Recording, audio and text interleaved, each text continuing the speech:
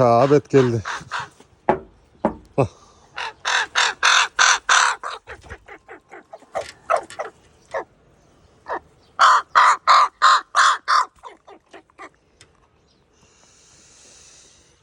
Мына урматтуу достор, ушинтип Гришаны курсагын тойгузуп атабыз.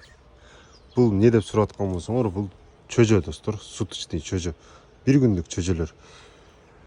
Мен постоянно ошо суточный чөжө менен багам. Ошон үчүн Гриша эчтеке болбой, иммунитети өтө күчтүү.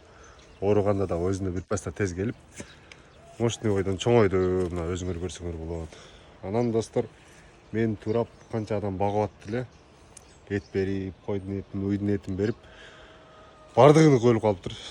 Эми просто суточный чөжө берем деп айтсаңыз, элдер жаман көрөт да. Сразу эле не то ойлойт, анан жиркенип, пиркенип. Эми мындай нерсени баккандан кийин до конца чыдаш керек.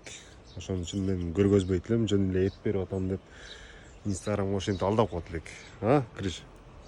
А так мощный өсүш үчүн булар сөзсүз сөөгү менен кошо жеш керек. Азыр мына суточный чөжөдө сөөктөр жумшак болот.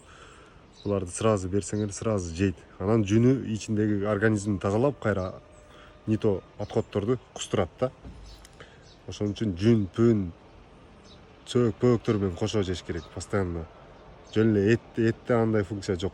Эт бере берген болсоңор, андай функция жок. Бир жумада өлүп калат любой балапан. Если жырткыч болгон болсочу. Анан бул суточный чөжөнү мен тирүүлөй өлтүргөн жокмун. Бизде инкубатор бар. Өтө чоң инкубатор болот. Чөжөлөр күндүгө чыгат ал жерде.